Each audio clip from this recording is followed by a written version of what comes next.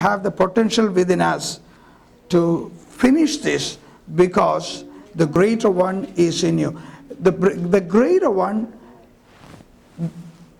let me ask you this. How did Paul did that? Was it his own strength that he did it? What's the reason Paul was able to do that? Because there was a greater one within him than he that is in the world. So who is living in you and me? The same great I am. The same great God. So if he gave him the power to have a good finish, what he is going to do with us? Same thing. Is he partial? He has favoritism? No. So if he has given this to that person, he can give this to me as well. So I can be a finisher. Now, this is how you enter into your rights in the spiritual world. You have to agree, first of all, before you can get anything from the scripture, from the presence of God, you have to know who you are because of what is written about you in the Word. And then you stand on the Word, you receive that by praising because that is what you are. A lot of the time, this is the problem with a lot of people. We just keep on praising the Lord, asking the Lord, give me Lord, give me Lord, give me Lord. Why don't you give me Lord? Give me Lord. The scripture says we have to have confidence of what we ask for is already received, and then we will have that. That means we will have that confidence once we know that it's already given. When was it given? It was given 2,000 years ago. And when it become real to us? The moment we pray. The moment we pray, what do? We receive by faith. Every day of our life,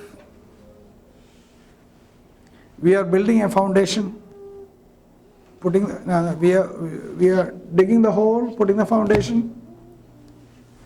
Next day, we are taking it out, digging it again, putting it back. Third day, taking it out, putting it back. We wonder why the house is never finished.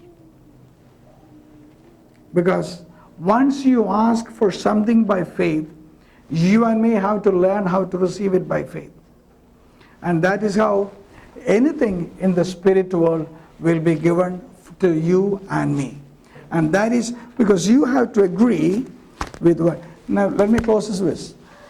If you do not agree with the revelation knowledge of God, you know what you're doing? You agree with your senses. One or the other, you have to agree with something. Because you cannot live this life without faith. Either you have to have faith in what you see, or you have to have faith in what is told to you by God. If you decide not to believe that, you know what you're doing? We are putting our faith on what we see.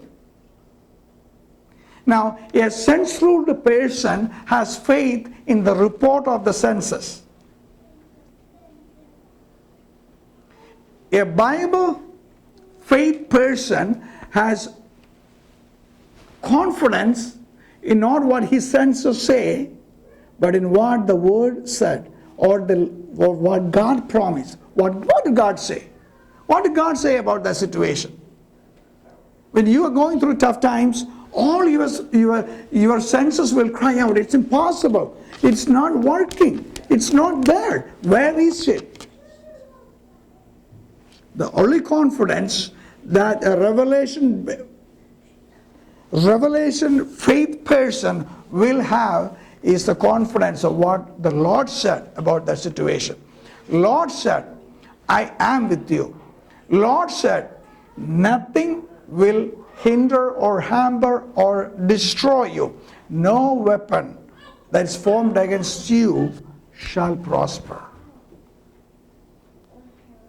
You have to have that agreement with the word. Once you have to have the agreement with the word, you have the confidence. Stand up.